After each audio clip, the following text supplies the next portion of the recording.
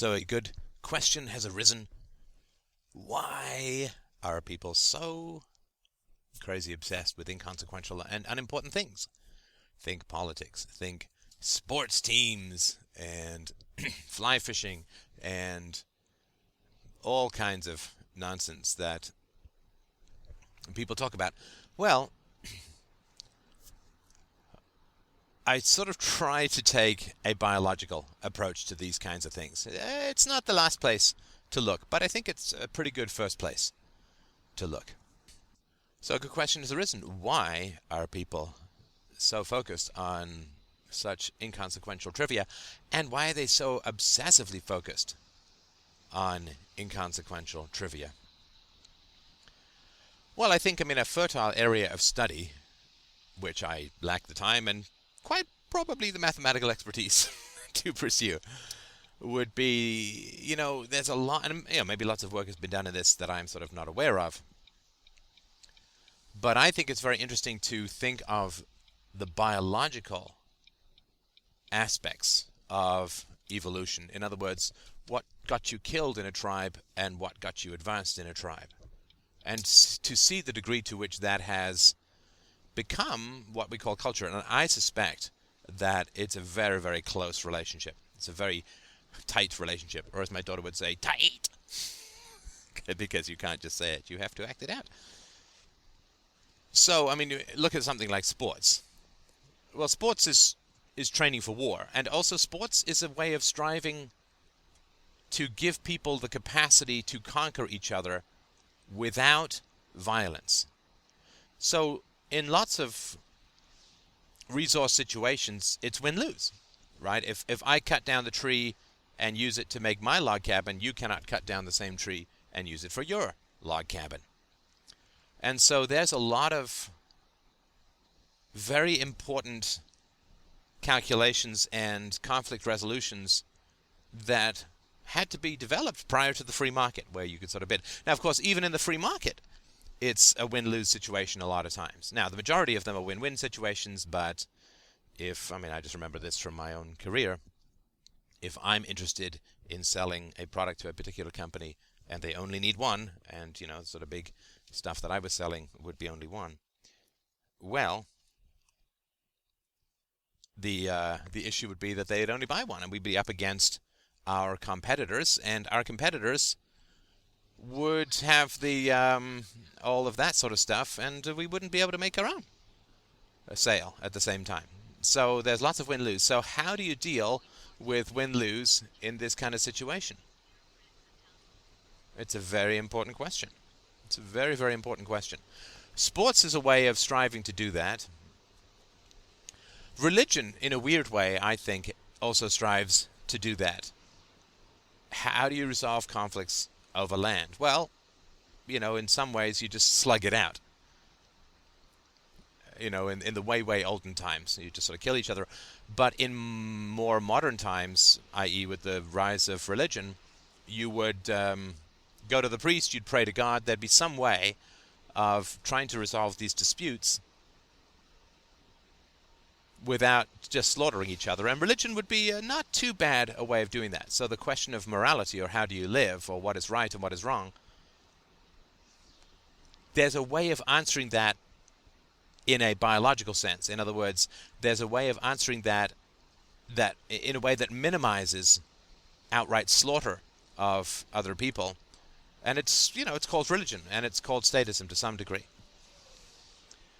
I generally do believe, I don't want to be a Panglossian, but I do generally believe that there is advances. It's, not exactly a smooth line upwards, but there are advances up, and I think that's very helpful. I think that's very helpful. So, how do you resolve conflicts in a way that doesn't require outright murder? Well, these are sort of very, very important questions. Well, the first thing you do is you substitute ritual combat for real combat. And this serves two purposes. The first is that it allows you to resolve disputes without slaughtering each other. And lots of animals do this. You think of sort of the the caribou and so on who engage in this sort of mock combat to figure out breeding priority with the females. It's, locking horns is called, right? It's a way of engaging in combat without actually killing each other. Killing each other is pretty much a big waste of resources in the world of animals, and so you find a way of doing it in a ritual sense. Sports does that. It allows you to resolve disputes and to satisfy your lust for dominance without actually killing other people. And so that's the first thing it does. And second, of course, what it does is it trains young men, usually young men, for war. And so that's also quite a useful thing, again, from a sort of biological conquering standpoint. One of the reasons I think that religion spreads is it is a way of organizing society without murder, or at least without direct. I mean, you move the threat in a sense of murder to the afterlife. Not to say that there wasn't a lot of sort of murder going on in the religious world, but less, I think, in many ways, than the sort of Neanderthal club over the head kind of world. I realize, just all the caveats in the world, I'm speaking far beyond any kind of expertise. This is all just theory, at least about, I don't know, what was the level of violence in the Neanderthal world. Well, I know there was a lot of human sacrifice. That, of course, would be involved with religion, but even going further back, a lot of people died of broken skulls and spears and broken bones and so on. So I think it's fair to say that there was a fair amount of violence in the sort of prehistorical world. But again, if you have more expertise on this, please let me know, and I'll be happy to transmit it as much as I can. So the intensity, when you sort of look at it from a philosophical standpoint, let's just sort of pick on sports. The intensity of sports addiction is genuinely mental. But if you look at it from a biological standpoint, it's a way of training for war and resolving disputes, or allowing for the fanning of, or the exercise of, the dominance drive without actual murder.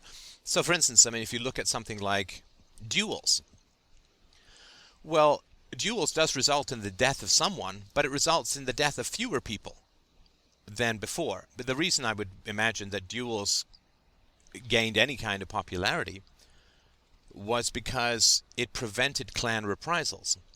So Bob and Doug would get into a duel situation. This would be sort of publicized and known. Pistols at dawn, swords at dawn.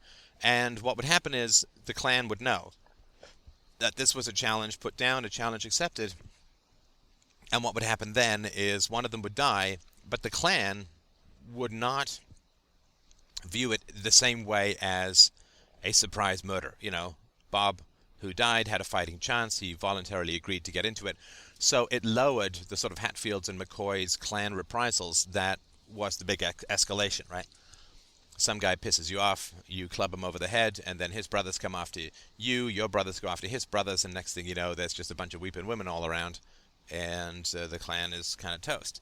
So a lot of it is to avoid either direct murder and then followed by clan reprisals, or if there are two people who are going to violently disagree with each other, at least you can lower the possibility or eliminate the possibility of the ever-escalating clan reprisals through something like a duel. And gambling, of course, was invented for this as well. Gambling is a way of transferring property without direct violence. And it's sort of important. So if you, the typical thing is if you want someone else's car, then you race for your pink slips, if you're in that particular kind of culture. And that's a way, again, of not just having outright club you over the head and take your car, but it's a way of organizing things so that there is a property transfer, but it is through a competition, a contest.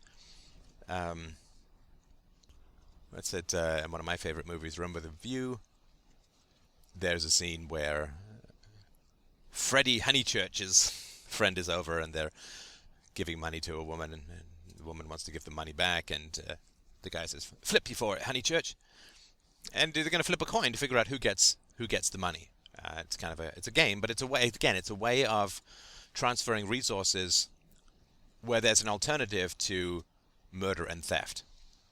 And winner take all, so you can gamble for things, you can have an arm wrestling contest for things, you can have a strength contest of some other kind for things, you can have a skill test for again, these are all just ways of transferring resources without killing off the testicles that bear the seed for the next generation. And that is, so there is a kind of intensity around this. And the intensity comes from, the alternative to this is a murder-based society. I mean, I think it's really, so if you have a way of organizing property transfers and you have a way of organizing the resolution of disputes and giving people the vent for their dominance drive, then yeah, you can go the sports route, you can go the gambling route, you can go, I mean, there are drinking contests. I mean, there's a way, all cultures are searching for ways to assert dominance, to allow its adult males to assert dominance and organize the resolution of disputes that doesn't involve direct killing. And so a lot of, I mean, if you sort of look at what culture is a lot of these kinds of things. I mean, when I was younger, I don't know if these are probably not still going on, but there were, that sort of young thuggies had breakdance competitions. So who was the better breakdancer was the guy who got the bragging rights. Again, that's a massive step forward from just threatening to kill people unless they obey you. I mean, there are, of course, those aspects to the thug culture as well.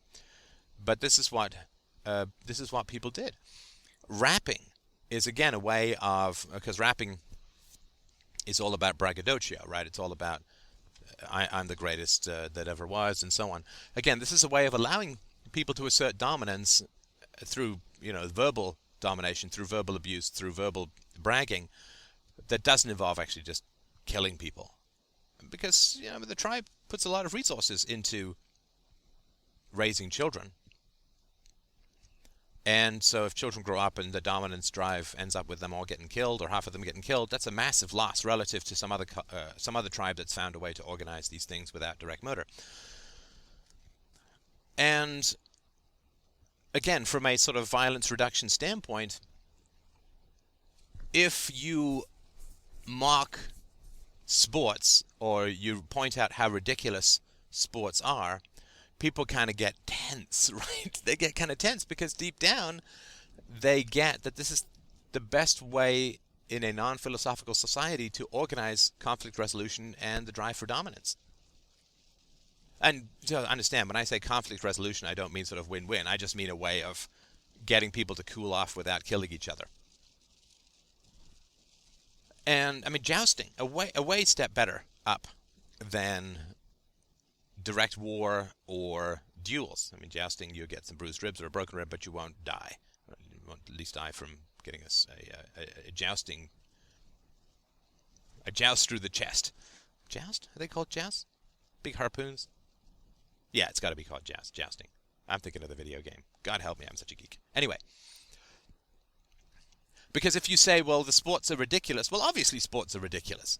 But they're far better than the alternative, right? So if you get rid of the sports addiction, you don't mature the tribe. You don't suddenly provide people with better childhoods where they can have win-win negotiations and don't have that same hysterical dominance drive. That is the characteristic of an abused childhood. Well, one characteristic. So when you mock sports, people get kind of tense and have a desire to ostracize you because they're like, shit, man, don't take the sports thing away because otherwise we could end up clubbing each other. Because we have no rational, intelligent way to resolve disputes. We have no free market. We have no philosophy. So if it isn't a ball, it's a club. So don't mock the ball or we have to switch to the club. And this is, I think, and this is all sort of deep down why people have this intensity.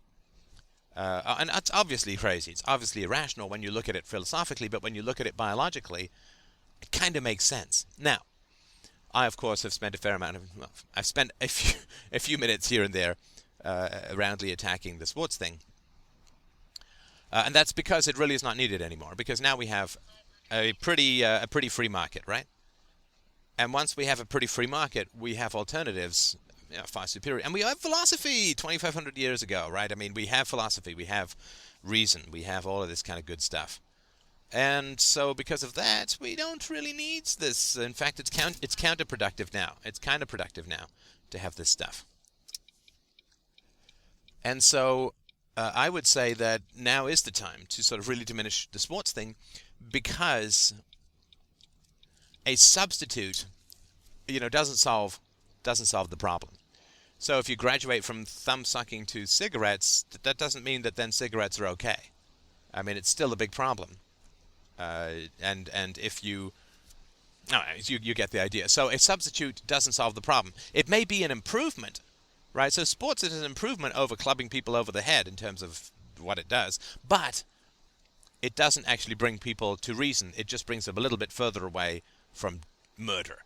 It doesn't sort of bring people to a positive and healthy way of interacting with each other. So now that we have philosophy, we have some aspects of the free market, we have, I think, good communications paradigms, we have therapy, we got psychology, we got all these kinds of good new things. We don't really need this stuff anymore. I mean, society in a sense is run by its lowest common denominator, which is why, in some ways, I don't mean to make this all collectivist and so on, but in a very general sense, I don't think society can be richer than its poorest member or healthier than its sickest member.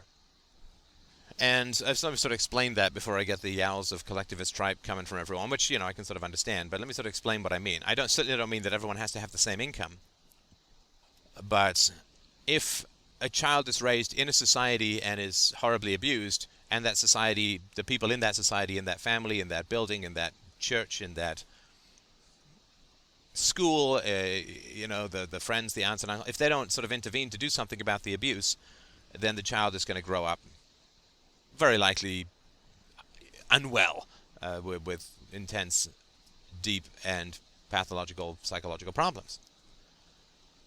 And so you have a society that is not healthy because members of that society do not understand the need and the virtue of intervening in situations of child abuse. And so that's sort of what I mean. And so if somebody is really broke and though they're going to be broke largely because they had a bad childhood, and if the society, so that's sort of an effect of the people not intervening in the bad childhood. So I think that's kind of important. And so you can't, as a culture or society, really be healthier than your sickest member, because your member is sick only because the society hasn't intervened or doesn't have a habit or structure of intervening in these kinds of situations. So that, I think, is a very important consideration. Now, to let go of these things, though, means that people have to deal with their dominance drive. I mean, you take away sports and gambling, maybe you provoke criminality because the dominance drive is going to need to find something else.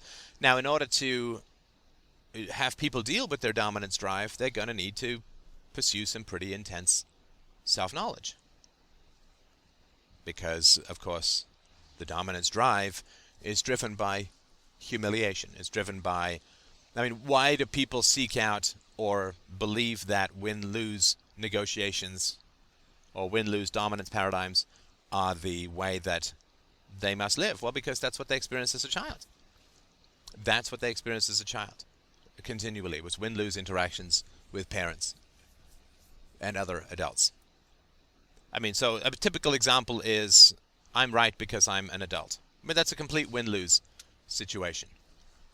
I, as the adult, win, and I am not getting you to understand why I am right and why you should do what I say. I'm simply asserting power over you and dominating you. And I'm right because I'm bigger. I'm the adult. I have more experience. I'm wiser. I'm older. I'm whatever, right? That is a dominance paradigm. Because you're not explaining to the child why he or she should do what you're saying, what you suggest, what is, And children from a very, very early age can understand these things. So I think that's really, really important. And so if you're going to break the win-lose paradigm, then you have to deal with the humiliation of having been bullied and dominated as a child. And you have to deal with the pain of that and the injustice of all of that and start to work with win-win negotiations. But those are very painful. And you try to bring win-win negotiations to parents who have bullied and dominated you as a child, and the significant, vast likelihood is that those parents are going to, take a long, slow mental dump all over your lighted up, glowing and ascending soul. Because you're going to try and bring win-win negotiations to people who've dominated and bullied children with win-lose negotiations, and that's going to provoke their own shame and their own guilt, their own history of humiliation and their guilt at having done it to their children. And in my experience, you can work with shame, you can work with self-hatred, you can work with the experience of humiliation, but the experience of guilt, and I really significantly mean guilt over harming children for many years, and that seems fundamentally and functionally unrecoverable. Because, there's no restitution. If you put yourself down for many years, you can give yourself restitution, right? You can treat yourself better. You can do things that are nicer. You can apologize to yourself and all of that. So that's one possibility. You can deal with that stuff. But can you really... You can't provide restitution for a brutalized childhood. You just can't. Which is why, not all, but most parents, when confronted with this stuff, tend to harden up, double down, and attempt to use the strategy called, we'll get that kid back in the box, even though he's an adult. We'll get him back in the box somehow. And that is that is a risky strategy. It may work, but it becomes less likely to work as time goes forward. And, of course, another thing that comes along with sports, gambling, and other kinds of addictions is a relentless trivialization of life. It really does. Sports idiots, you talk about sports, the Thanksgiving dinner, and then you retire to watch sports on the TV. There's no conversation about anything of any importance or anything real. And that's because in a sort of pre-philosophical, pre-free market society, talking about anything real is going to result in unresolvable and potentially violent disagreements. And all of these rituals are designed to resolve conflicts and allocate property without violence, without direct sort of kill the heavily invested in tribal members outright, without any of that stuff. And so there is this, you can't talk about anything of importance if you don't have philosophy, if you don't have a methodology for resolving disputes with an objective third party called reason and evidence. Then you are going to have these bizarre, intense rituals for resolving disputes, because you have no way to resolve disputes, but you create imaginary ways of resolving disputes, called sports and gambling and other nonsense, ritual stuff. It's rituals or reason, basically. That's what I'm trying to say. And if you bring reason to ritual, then the great fear is it's going to collapse into outright violence. And everyone's kind of terrified of that, so they reject the reasoner and cling to ritual. And, this sounds like I have a lot of sympathy, and in some ways I do. Not that my sympathy or lack thereof has any particular importance. But what I will say is that, I'll sort of leave it here, because it's a big, complicated topic. But what I will say is that I don't have any problem with people who honestly say, I'm terrified of philosophy.